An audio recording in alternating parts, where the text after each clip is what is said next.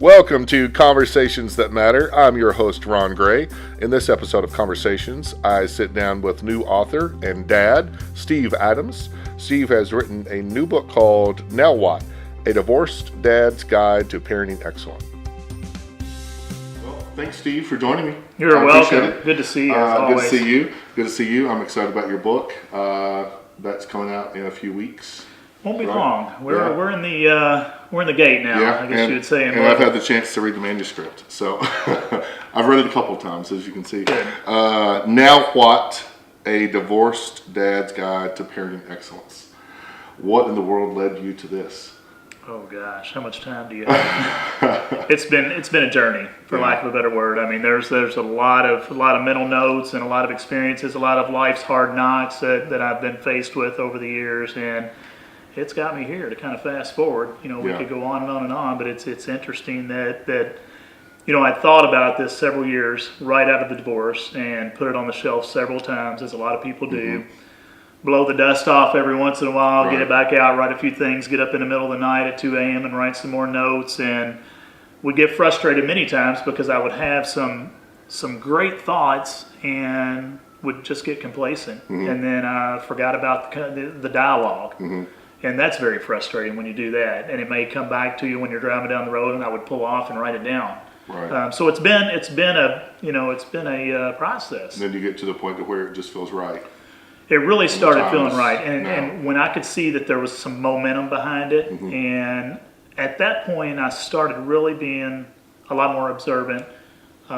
People at the gym that I would talk to, and the conversations would go towards divorce or kids or trouble with their kids, and just so many different signals that were pointing me in that direction. You've got to put this thing together, put it together, and finally, through some friends, and said, you need to move forward with this. This really has some legs. So well, let's go back a little bit. What was your childhood relationship with your father like? Great. Yeah. It's interesting because a lot of my friends still compare my childhood to the Cleaver family on the old TV show, the Leave It to Beaver show. Very structured, vacations, blue collar. My dad was blue collar, worked for a large company in Louisville, and spent about 38 years there. We did a lot of camping, a lot of traveling. Just always home. Wasn't a jet setter. He was always home, with the kids.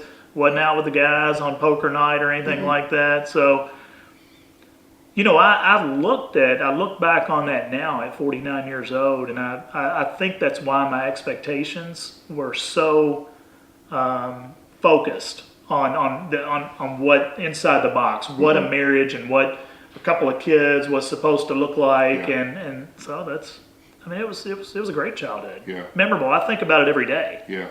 Especially in the middle of this book, I'm thinking back of a lot of things we did, and a lot of the fishing trips, a lot of the camping trips, and a lot of the. I noticed in your book, you guys went camping a lot on the weekends. Went camping a lot, Had some old clunker campers, and but I'd love to have them now. Yeah. It's funny how life takes a full circle. You're in this chase in corporate America for so many years, and you're after all these different things, and you're paying the price of never being home, and then you look back and you put together something like this, and in the form of a book, and you take a very simplistic approach to life. After you've put something like this together, your kids are getting older. I have a daughter that's 20 and a son that's going to be 16 in a couple of months, and it's funny. It's very funny to look back. Did you always want to be a father? Oh, without question. Yeah. Oh yeah. And honestly, I say it to this day. If I'd win the lottery, I'd probably adopt. Yeah. I probably would. I'd have another one. I wouldn't think anything about having 2 or 3 more kids. Did you have a conscious idea of what being a father would be like, or is there any way to prepare for that? No. I think you just you play the hand that's dealt to you. But there's been a lot of change in my rearing, in my fatherhood. Over the last 9 or 10 years. It took me a couple of years to acclimate to that single fatherhood, and it's a constant learning process. What's right? What's wrong? Are you trying to play both sides? Real careful on what you say. After we had gotten to the joint custody part of the divorce, and there's not a correct way. It's a case by case kind of thing. You have book after book after book and journal and TV shows and all these experts and all this research done, but it's just what you throw against the wall, what sticks for you. I'm convinced that it's the guy next door might be doing a phenomenal job with his kids, but it's not the way that I'm doing it. So he's not wrong, I'm not wrong. Yeah. He's not right, I'm not right. So. Yeah. The way your parents did it, I think you mentioned in the book they were married 46 years. 46 years. Even though that worked for you guys, it may not work for you now. It was a different time. Yeah, it was a different time. A different career track for you, a different life altogether. Life was just so simple. I have people ask me all the time, what is one thing that you would change about society today? And my first answer will always be, has been and always will be, technology. It's moved so quick. The expectations of today's world is just over the top. Someone can text you, and if you don't get back with them in 30 seconds, you're blowing them off. Right. And, the landlines are a thing of the past. The sitting around on the porch, everything is just so fast, and it's never we don't enough. have time for that anymore. No. Yeah. No. And I look back, I think about, I made reference in the book to this past Halloween. I sit with my mom on the porch, and it was the first time in many, many years that I just said, wow, this is what I used to do. Yeah. And I've chased this stuff for so long, and it's all a transient high. That's all that it is. It's never big enough, shiny enough, pretty enough. The trip's not Easy to get exquisite caught up in enough. that. Oh, it's very easy. It's chase. It's a chase. It's what I wanted. I thought that's what I wanted.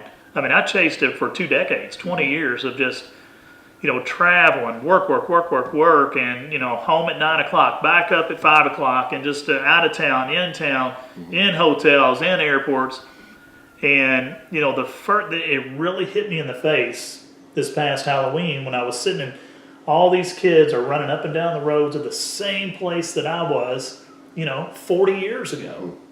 So it's just, and I knew at that point that I had achieved a successful message in terms of dialogue in this book. I knew it. And I've had it's bounced. Obviously you've read it a couple times, like you alluded to earlier, and I've passed it on to a few people that I truly respect that I think are going to give me their opinion.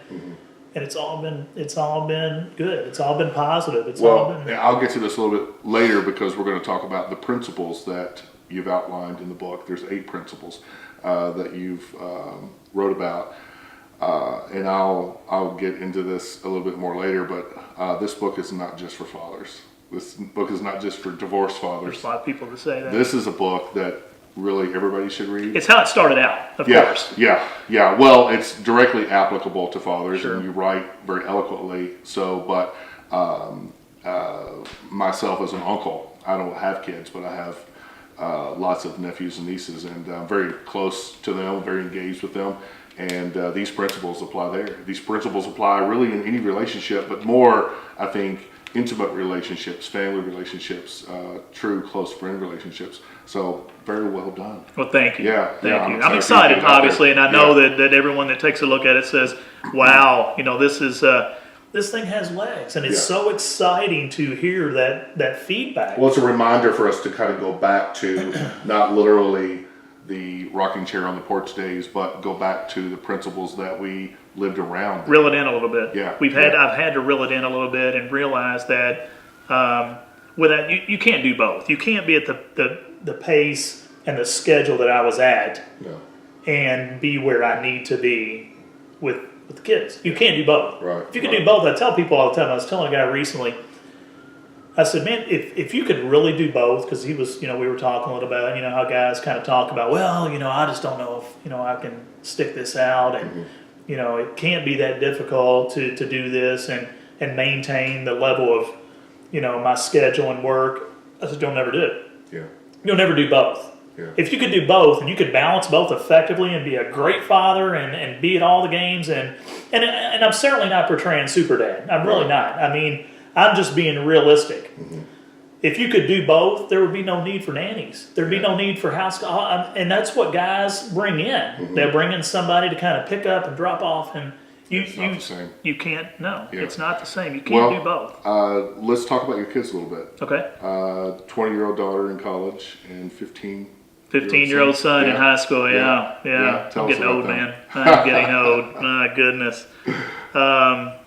They're doing well. They're Yeah. doing very well. I'm proud. I was just thinking, actually, on the way here, could they have turned out as good as they have if I really hadn't changed some things? Maybe. I don't know. It's not fair to say, oh, highly unlikely. Right. Highly unlikely. I think that I had to find my own identity. I think I had to create some balance.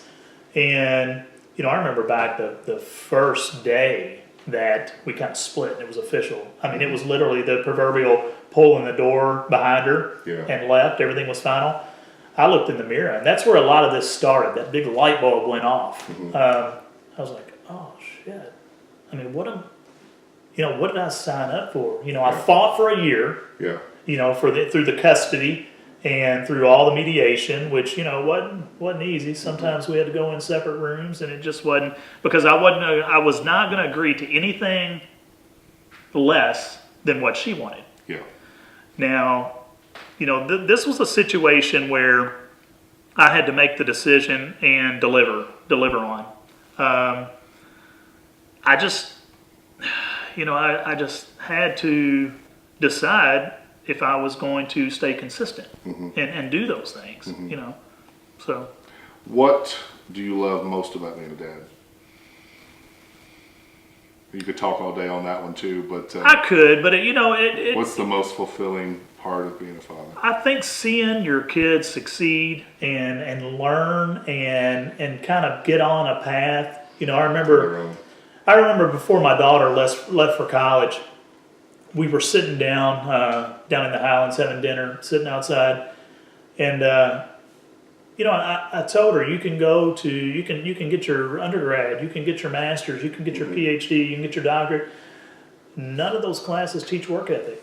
Yeah. You have to, just because you're going to go, take this first step to where you want to be. But it is the first step of many steps to get there. And I hold her accountable. I said, there's accountability and expectations for you. Am I going to beat you up if you go down there and you make a couple C's here and there in nursing school? No, but I want to talk to you about it. If you go down there and you're making C's and D's and in and out of class and coming home every weekend, we have problems. It's not why you're there. Don't forget why you're there. Because you have several friends that have decided to, right out of high school, take a middle-of-the-road job and chose not to go to college, and it's not a bad thing. But since you did commit to go, you need to deliver. You need to do what you're supposed to do while you're down there. And she's held up her end of the deal. And I at least tell her probably once a week how proud I am of where she is going and what I think she's going to end up doing. I think she's going to do great things. And my son, he's a sophomore in high school, very academically sound, loves sports, can quote any score on any game, NBA or college, and he loves that All kind the of stuff. stats.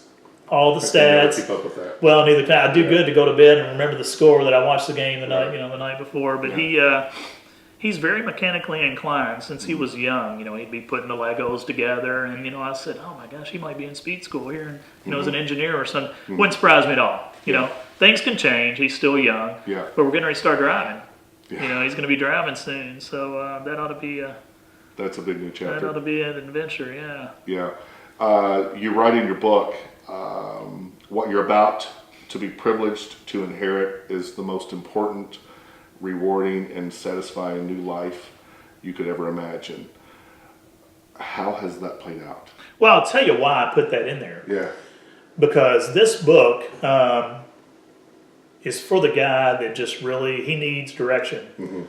He probably has not showed any vulnerability yet. He probably hasn't set his ego aside. He's probably saying he's not going to deal with this. I'll give an example. We had a guy that interviewed in the book. He was a counselor here in town, and he had a guy that came into the office to see him and said, they were divorced, and he was a single parent.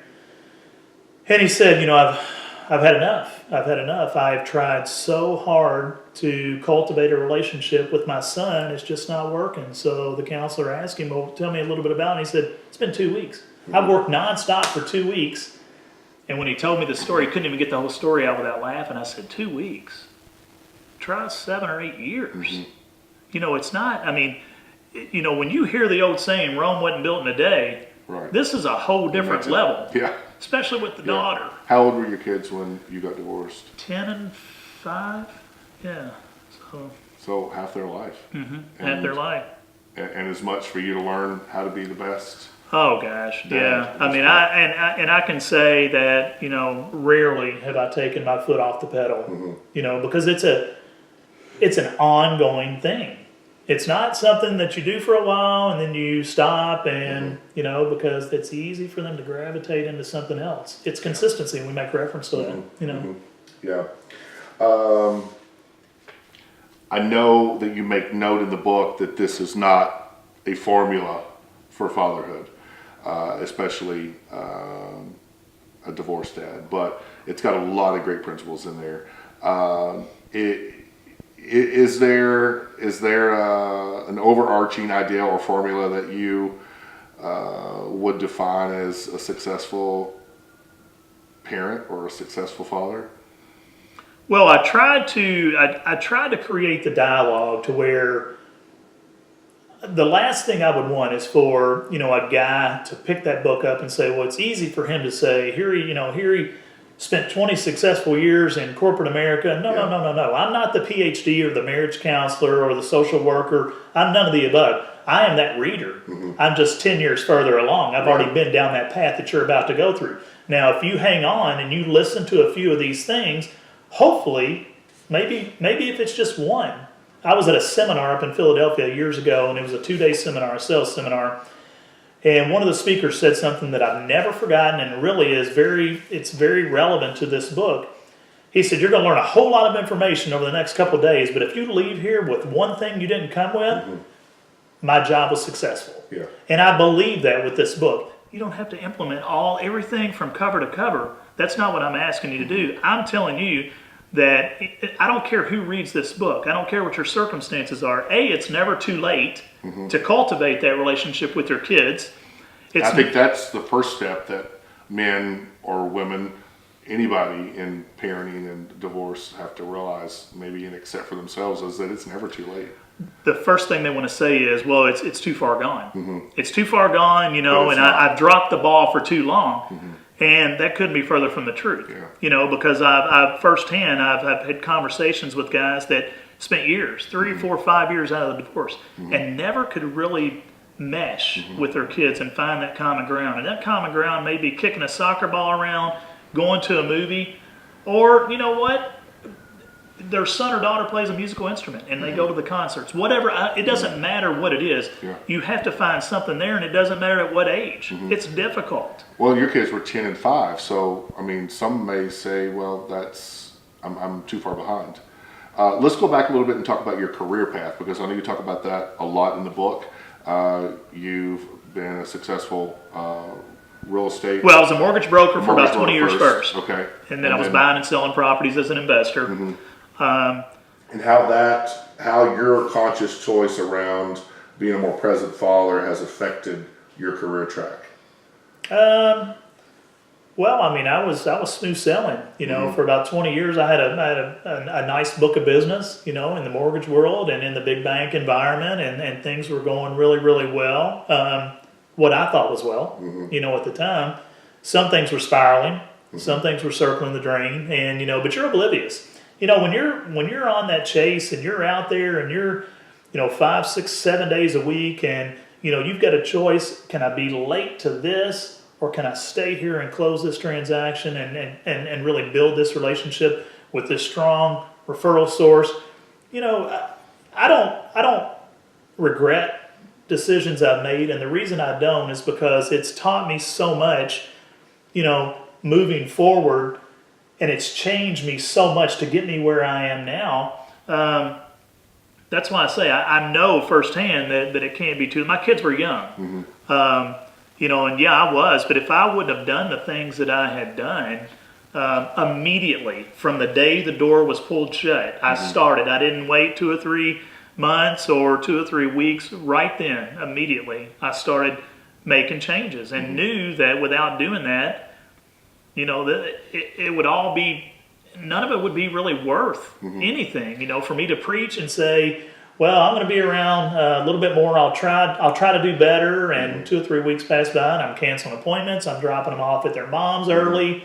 Wasn't going to happen. Was it an immediate revelation during the divorce process that you needed to be a more present dad, or No, did you figure that out early on? No, immediately. Yeah. Immediately. I knew that, you know, sports were starting and, you know, and functions. And I just knew that, you know, I wasn't happy. You know, I was doing well by most people's standards, you know, financially, socially. I was doing all those things, building business, and the business is doing this when you're in sales. Yeah. And that's your objective. That's what you want. The more the merrier, the more the merrier. There's a price.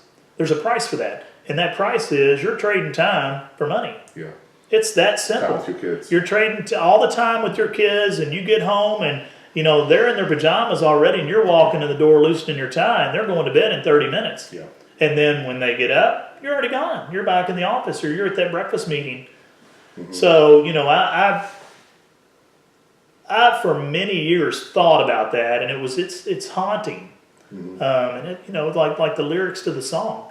I mean, what's more powerful than the words to Cats in the Cradle? Yeah. I mean, you know, more men live it than want to admit it. They just don't want to admit it. It's a state of denial. I had a guy that was going to give me a kind of a book blurb or an endorsement on this book, and he said, "Oh, sure, I'd be glad to." When I sent it over to him and he read it, he didn't respond to me. Wouldn't get back with me, and I know why. There's a lot of tough love in there. Well, I can tell you why. Let me tell you why he didn't want to get back with me, because when he read the dialogue of this book, he had a couple of kids, and both of those kids one of them had really kind of deserted him. The other one had been in drug rehab. Now, I'm not saying his lack of presence, Right, of course. but think about it. Yeah. I mean, you know, something resonated with him out of what he read there. That's my objective with this, and it is tough love. Yeah. It's, you know, if you're looking for a bed of roses, you know, when you come out of a divorce, to cultivate a relationship with your kids, if you think it's going to be easy and it's just going to be a thing where, oh, it's okay, Dad. No. I mean, think about Christmas morning when they're 5. Yeah. Easter, Halloween. Think about all the holidays. Think about, you know, dropping them off, and it was or you wake up and your kids aren't there Christmas morning when they're 5, 6, 7 years old. You know, so to say, oh, you'll get over it or it's easy, that's Monday morning quarterback garbage. Right. That, you know, unless you've been down that road, don't tell me how you would handle that. So it is back to what you made reference to. It is tough love. Yeah. But it's reality. I'm not the guy that's on the daytime show that's the PhD or the, you know, you can go in today's world, you can go on any internet site and find books that are written by every professor and every PhD, with all due respect, and every marriage counselor and social counselor out there that, you know, it's a little different. Well, a you know? big part of what I loved about your book, and I shared with a couple of friends of mine that I talked with them about you in the book, is that you did not interview and seek out folks that might be so-called subject matter experts in the academic world or the professional world. You sought out folks that were real life parents, real life people that were part, like a judge, a school superintendent, a father. Who better than those? People, you know? that are walking the talk, living the life every day, Yeah. and that have had experiences with kids, and on some level, significant level, know what works, know what doesn't. Well, and I love that research, part. not research from the 90s. Yeah. People that educators, superintendents, teachers, and family court judge, counselors that can give me an example from last week. Yeah, it's Not almost tonight. like it's a roundtable discussion among people that have experienced what you experience or experiencing what you're experiencing, that can give you advice, that can empower you. It validates. Yeah, it does. It's validation of a consistent problem in this country with children. Well, you read it. I mean, you know, it's with the kids and how the some of the counselors in some of the most prominent schools around that most people say, oh gosh, those people have money and, the white picket fence kind of mindset, everything's fine. Doesn't discriminate. No. Doesn't matter. That's no different east, south, north, west. It doesn't matter. The problems are the same when everyone gets home in the evening and dad's not home or mom's not home or the kids' grades are falling, they're cutting school or they're in fights or they don't find their social comfort zone where they need to be with other peers. So there's so many different components to it, but the high school counselor told me he can spot them at the beginning of the school year, which ones that have kind of a broken can spot them, Yeah. And I guess you can after so many years, 30 years or, of doing that and seeing so many kids shuffle in and out, year after year after year, there's going to be consistency with that. And I would suggest that the destruction is not in the broken home, it's in the absence of the non-present parent or parents. Absolutely, right? without question. Well, I think shifting a little bit around some specific things here with fathers, I think men, more so than women, are a little less willing to be vulnerable and acknowledge our pathways sometimes are not the best. Admit You our mean faults. we make bad decisions? Well, it's not so much that. It's like, well, are we willing to admit to ourselves that we've made those bad decisions or that maybe we're not making the best ones now? So I think the way your book is laid out, I think it gives men permission almost to be vulnerable because it's like if I hear you tell your story, it gives me permission to be vulnerable and willing to acknowledge what I feel like maybe I failed at. Man, I hope so. Or the challenges that I'm currently facing today. That's almost bullseye with the objective in this dialogue. Yeah. It is. I mean, you're giving men permission to say, "Look, here's your hall pass. I'm a dude, but I'm struggling here, Yeah. and I need help." And this is a really a sort of a handbook to kind of examine. It's not a hall pass. It's a way for people to examine themselves, and it's going to be hard work, and it's going to be self-induced tough love. But if people will take it, I think it's really going to. It could be very rewarding. I was sitting in marriage counseling years ago, and sitting in there, of course, ego was this big, or if not, probably wouldn't fit in the room at the time. And I'm in there with a marriage counselor, and they're just badgering. I'm kind of backed into a corner and turned. That's how I felt, And I was like, I'm done. I'm done with this. I don't want some overeducated guy diagnosing me that doesn't even know me. Yeah. See, there's the ego. Yeah. That's the defense mechanism. Yeah. I'm like, I'm done. Who do I write this check to? Right. And he's like, whoa. No, I said, no, I'm done. I'm leaving now. And I look back now and I'm like, what an ass. And that's what 10 years does to you. As a parent, maturity, humility. Yeah. Got a big slice of that looking humble in the pie. eyes of your kids will make you more willing to self-examine. Oh, gosh. I suppose. Dolly Berry, family court judge, made the most profound statement, one of the most in the book. And she said that when the problem with a lot of divorced parents is they despise each other more than they love the kids. Yeah. And I thought about that, and it kind of was in the shower the next day, and I'm thinking about that, and I'm like, I just didn't get it at first. She rattled it off like it wasn't a big deal. I mean, she's a 30-year, retired judge, and I thought about it, and I said, wow, now I know what she meant. They are at each other so much that it's affecting the kids negatively instead of having enough respect or biting your tongue for the well-being, the well-being of the kids. So. Right. We're going to get into the principles here in a little bit, but what are some of the challenges that could become pitfalls to one's kids if the father is not present along the way? I know we could list a whole table length list of issues, but what have you seen among your circle of friends, your children's peers, your friends' kids? What are the pitfalls that you're seeing when fathers just really aren't there? Well, I think the father a lot of times is looked at as being of course, in my years of growing up, the disciplinarian and the breadwinner kind of deal, and I know a lot of that's changed, so I'm certainly not implying that there's not women that are just as, that can sustain as well. I guess my point is you see the, sometimes I think the kids, they find that the mother maybe is a little bit more lenient, I guess, and the father is perceived as being the disciplinarian, and they can just kind of gravitate into other social circles, or well, I'll be home at 1:30 instead of midnight. Well, I'll be home at 1:30, and I just think that, and I based a lot of these principles off of my upbringing. What my dad said in the household went. My dad was not a drinker. I never in 46 years. They would have been married 46 years. The Saturday, December 20th, and he passed away that Friday. So he was knocking on 46 years right there.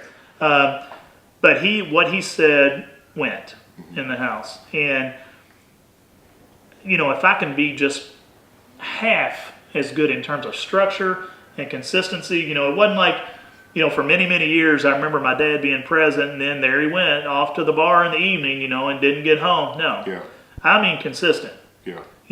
Camping, consistent. Vacations, consistent. Now, were we going to, Disneyland and staying in five-star hotels? Well, no, but I didn't care. Yeah. Just like, and another point that we make reference to is your kids don't care. As much as you think that you're successful in life, your kids don't give a damn. Yeah. They want your time. Yeah. They want to spend time with you and know that they can text you in today's world or call you, and they want to look down at their phone and you say have a good day. As quirky as that may sound, that goes a long, long way with kids. They know you're there. They know they can depend upon you. Yeah. And I recently had lunch with a guy, and he's been having some trouble at home, and he knows a little bit about the book, but not a lot. And he's like, Steve, I just don't get it. I'm working all the time, and I give them everything that I can. And I said, you did? And we didn't even stop eating. I'm still eating, because I'm on a 45-minute lunch. I said, accept your time. Yeah. And man, it was like he saw a ghost. He just almost got kind of teary-eyed. So I keep in touch with him quite a bit now, and it's been, a couple of months. And he goes, Steve, I got to tell you something. He goes, that was an eye-opening lunch that we had. He said, the house and the vacations and the, and all the bells and whistles financially that they could want, but it's back to that price that I made reference to early on. There's a price for that, and it's your time. Yeah. And you look up, cat's in the cradle, and they're gone. You didn't spend that time with them, and then you want them. Now that you've slowed down, you want them back. Yeah. But they're busy. Right. You had your shot. Yeah.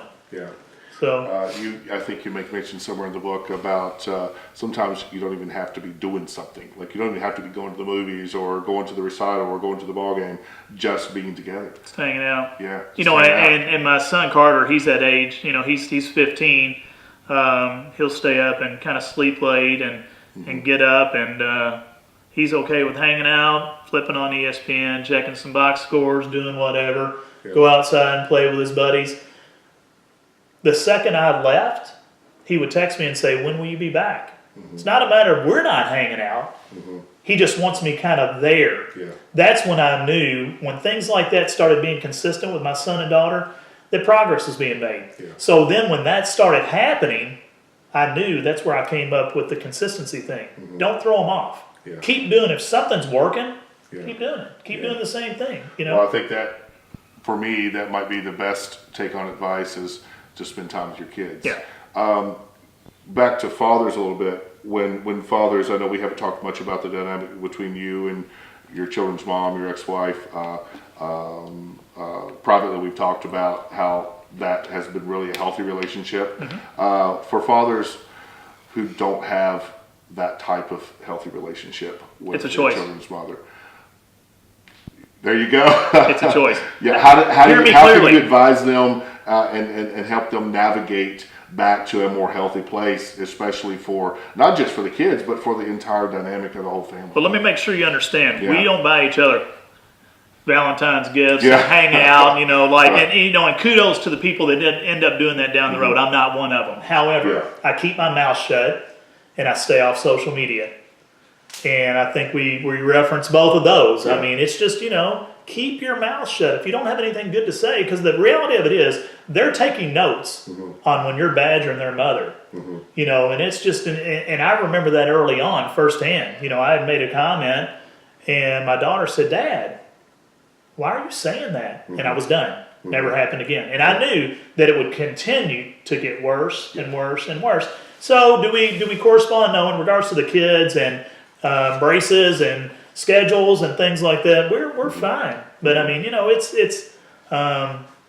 again, it's back to what Judge Berry said. You despise each other so bad that you lose sight of what's really important, and that's the well-being of the kids. It's that simple. There's no gray area there. I'm not a parent. I'm not a divorcee, but it really is much simpler than we give it credit, isn't it? Everyone has excuses. There's a lot of complexity. My to this. situation is worse. You don't understand, Yeah. Steve. Sure I do.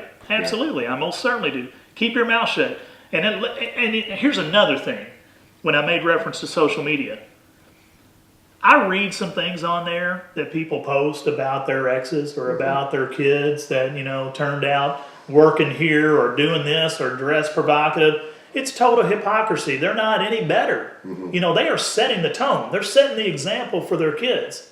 You know, if you want, it's mind-blowing to me, some of the things that I read and people that just air all their dirty laundry out on these social media sites, and then they want to bitch about how their kids are. It's just mind-blowing to me. I'm sure there's situations out there that, like I said earlier, "Oh, Steve, you don't understand how bad my situation is." I don't care. Keep your mouth shut. If you don't have anything good to say, don't even correspond with them. Yeah. Because that makes peace with your kids. It's that simple. Yeah. You It's know? more of that tough love that works. Well, it does work. It does work. But Yeah. set the vulnerability and the ego aside, and a Yes. lot more will work. Right, You know, that right. clears the path a little bit. Yeah. Well, we're gonna. I want to ask you one more thing. We're gonna wrap up our part one here, and then we're gonna invite your friend and my friend, Dr. Pete Bucher, in. He's awesome, And by the way. he's part of the book, and I've got to get into your principles. But what advice can you give fathers who just simply feel hopeless as they navigate this experience of being a father or a divorced father or a newly divorced father? You know, a couple of the big highlights of what they can take away right now that will give them a little bit of hope. Well, keep your circle small. Have realistic expectations and hold yourself accountable. You have to hold yourself accountable because, you know, you cannot tell your kids you're going to the ball game this weekend and then something comes up and you say, "Hey, Carter, man, we're gonna have to reschedule that ball game." No, you're missing that ball game. Yeah. You made your decision over here. It You're matters, going yeah. out. Yeah. Well, you know what he's gonna say? Okay, but you know what he's thinking? Yeah. That's Can't count exactly what I expected. Yeah. That's Can't exactly. Mom doesn't do that. So there's nothing more. I've recently had a guy that you know, he and I were talking about some issues that he had, and he said, "Man, tell me a Cliff Notes version. I want to know what do you think is the most sound piece of advice in terms with your kids, just your overall situation. You've been divorced 10 years, and I always come back to consistency. Always do what you say and carry it out. You know, because you're sending mixed signals if you don't. You know, if I tell my daughter I'm going to have lunch with her in Bowling Green up at college, and don't show up, you know, you can't preach, you can't write about it if you're not doing it. Yeah. You know. Yeah. Well, you put your money where your mouth is. So we're going to take a break here and get Dr. Pete Bucher mic'd up, and Awesome. We'll carry on. Good. All right. Thanks, Steve. Thank you. Thanks for joining part one of my conversation with Steve Adams. Next time, we're joined by our good friend and dad, Dr. Pete Bucher, who shares his story of fatherhood after divorce.